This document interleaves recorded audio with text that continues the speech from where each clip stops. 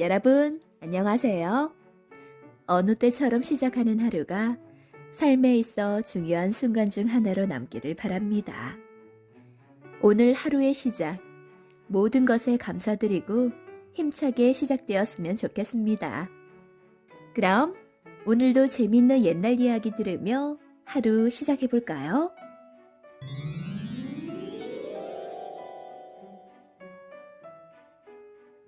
세상에서 가장 무서운 것.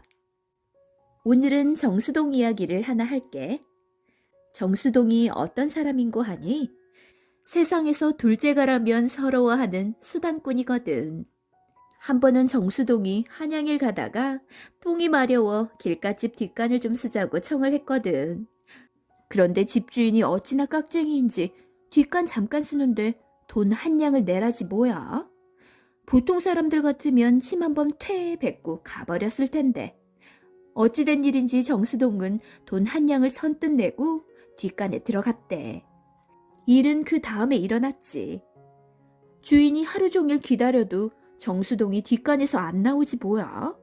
그 집 식구들도 볼일을 봐야겠는데 죽치고 앉아 도통 나올 생각을 안 하니 어떡해.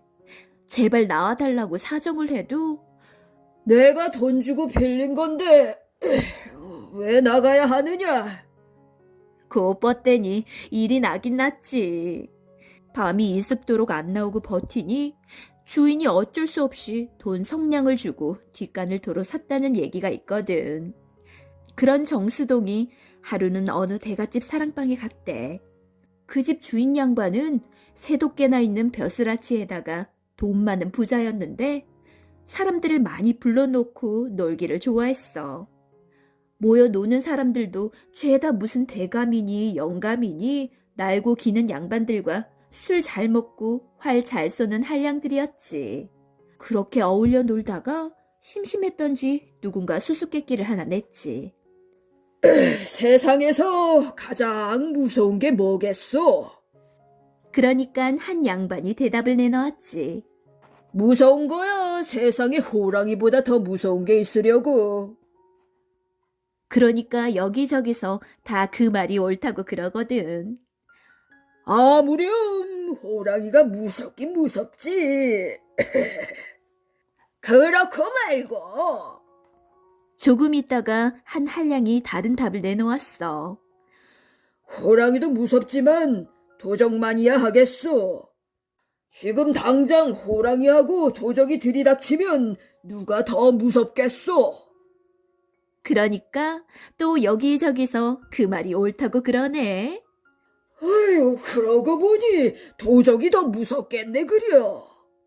호랑이야 기껏 하인이나 짐승 하나 물고 가고 말겠지만 도적은 우리 재물을 다 빼앗아 갈 테니 그 말이 옳소.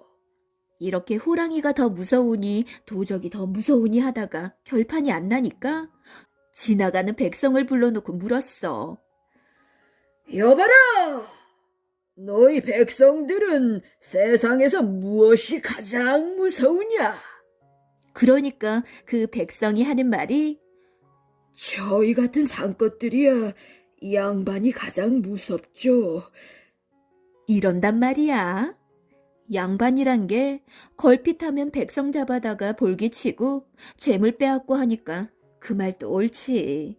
그 말을 들은 양반들이 머쓱해져서 서로 눈치만 보고 있다가 이번에는 정수동을 보고 묻네.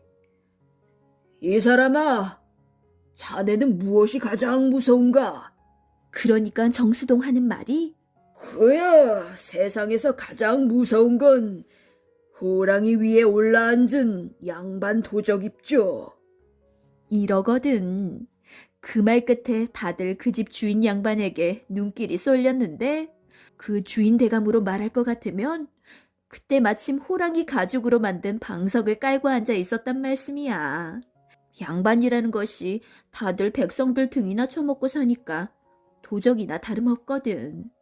그러니까 그게 호랑이 위에 올라앉은 양반 도적이 아니고 뭐야? 딱 들어맞는 말이지? 과거에 급제한 생선 장수. 옛날에 한 총각이 살았는데 평생 소원이 글 배워서 과거에 급제하는 거야.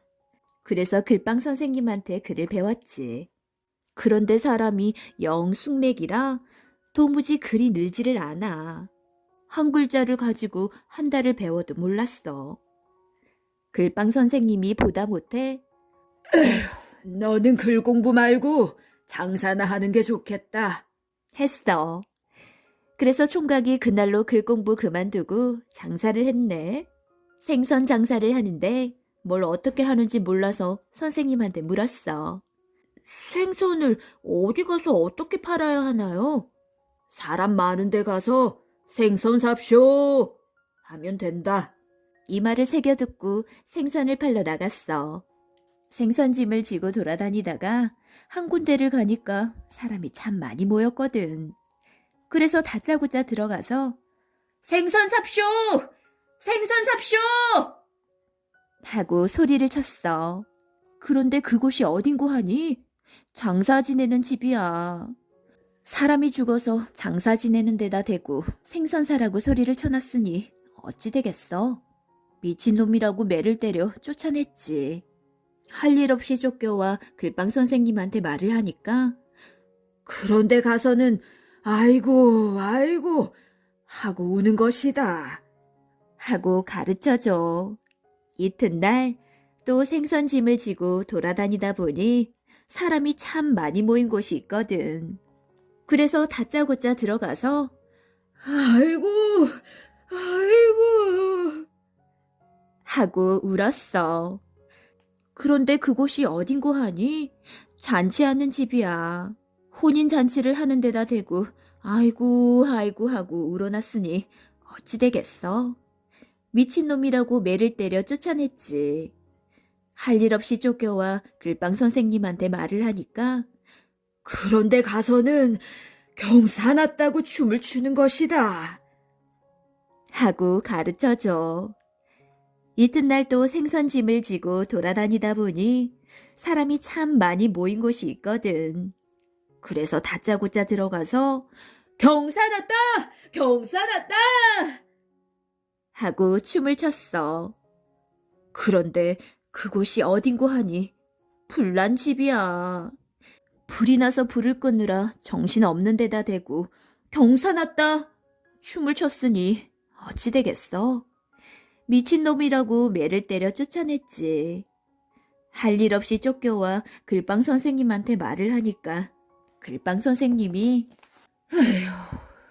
너처럼 하기도 쉽지 않겠구나. 하고 다시 글 공부를 시켰어. 그렇게 고지식한 것도 재주라고 해서 말이지. 꾹 참고 3년 동안 글 공부를 시켰더니 글귀가 트이더래. 그때까지는 한 글자를 가지고 3년 배우던 것이 이제 한 글자를 가르치면 100글자, 1000글자를 알게 됐어. 그래서 과거에 급제해서 잘 살더라는 얘기야. 키다리 이야기. 옛날 옛적 강원도 산골에 키다리가 살았어. 키가 어찌나 큰지 땅에서 쳐다보면 얼굴이 안 보여. 산꼭대기에 올라가면 겨우 보이는데 그것도 보통 산은 안 되고 오대산 금강산이라야 돼. 그만큼 컸어. 그렇게 키가 크니까 옷을 해 입을 수가 있나? 옷 한 벌 지으려면 배가 어마어마하게 들 테니까 말이야. 그래서 이 사람은 허구한 날 그냥 벗고 다녔어. 그게 참 보기에 안 되어서 강원도 백성들이 옷을 지어 입히기로 했지. 강원도 백성들이 키다리 키를 대강 가늠해보고 배가 한 3천자 있으면 되겠구나. 하고는 배를 거두었어. 온 백성들이 다 나서서 저마다 얼마씩 돈을 내어 거두었지.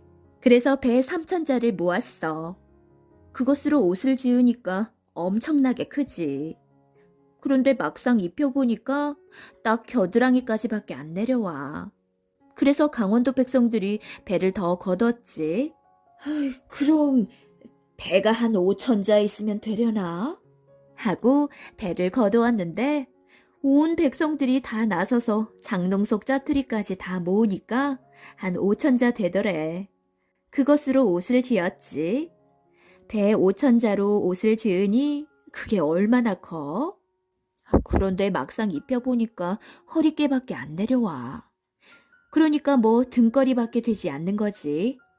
그래서 강원도 백성들이 배를 더 거두었어.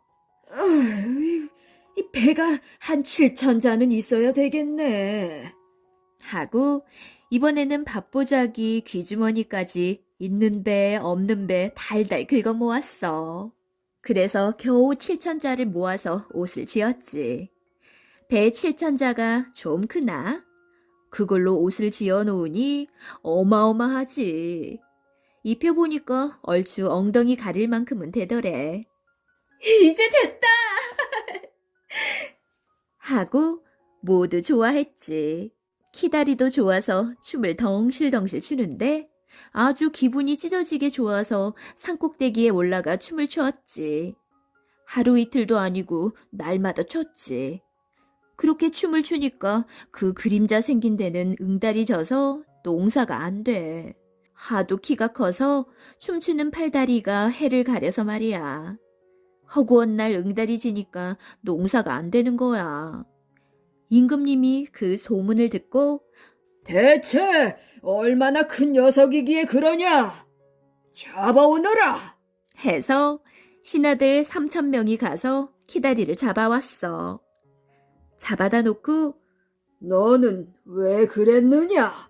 네, 옷을 해입으니까 하도 기분이 좋아서 그랬습니다. 그래도 그렇지. 볼기 좀 맞아야겠다. 하고는 엎어놓고 볼기를 치려고 보니까 볼기짝이 안 보여. 내 볼기는 어디에 있느냐? 네, 제 볼기짝이 아마도 지금 경상도 문경세제쯤 가 있을 것입니다. 신하들이 키다리 볼기를 치려고 매를 짊어지고 길을 떠났지. 사흘 동안 갔는데 겨우 겨드랑이 있는 데까지밖에 못 갔어. 이래 동안 갔는데도 겨우 허리깨까지밖에 못 갔지. 그래서 그만 지쳐서 돌아왔지. 그래서 키다리는 볼기 맞는 건 면하고 벌떡 일어나니까 그만 제주도래. 엎드린 사이에 발이 제주도까지 내려가 있었던 모양이야. 그래서 그냥 제주도에 눌러 살았다나.